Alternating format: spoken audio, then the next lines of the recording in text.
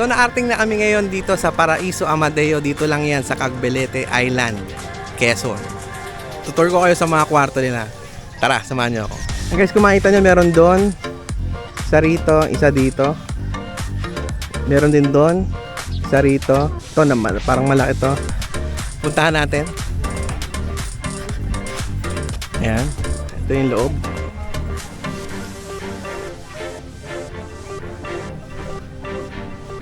Katin natin. Hello.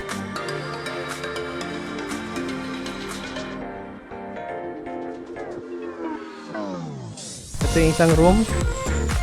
Oh, maganda. Pakita natin.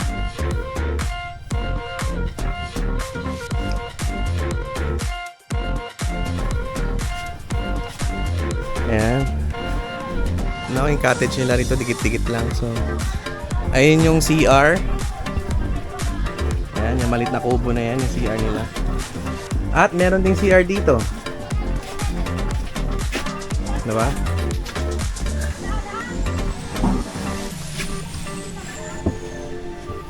Tingnan natin yung CR.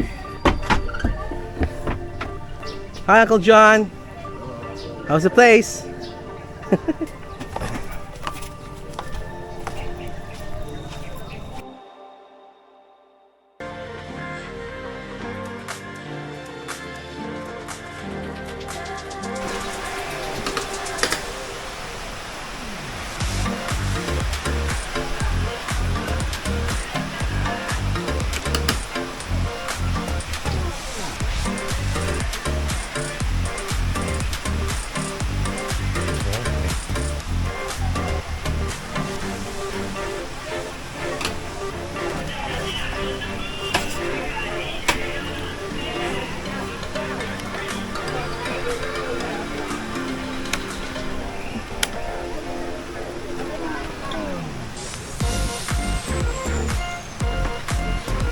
Kwarto pa pala rito.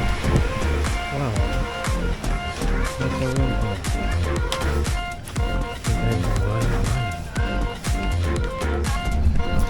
Kung makikita nyo guys, ang dami nilang nipahat para sa mga babakasyon or mag-stay dito.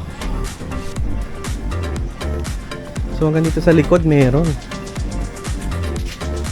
Ang dami. Ang lugar. Malaki yung lugar, ang ganda.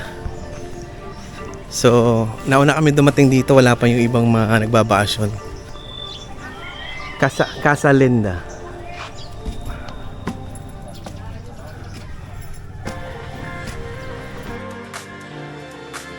Ito yung loob.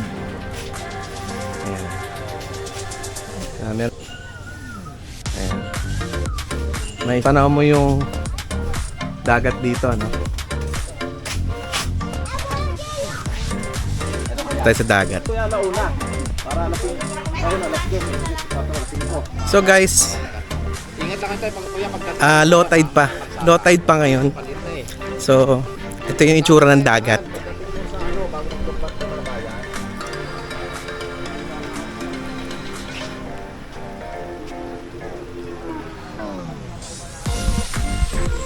Umuulan. Umuulan. Hi guys, we will interview a foreigner here in the Cagbelete Island. It's hello sir. Hello. How do you find this place?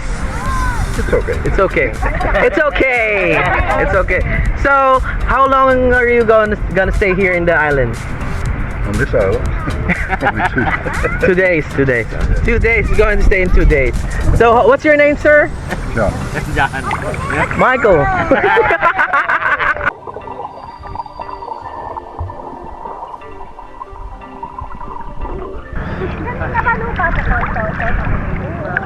Buhangin to eh.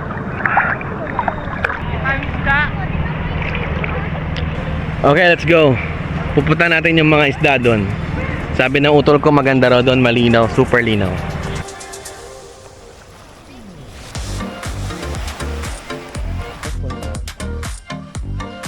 Pwede na. Ikaw naman, nakdila. Tama na.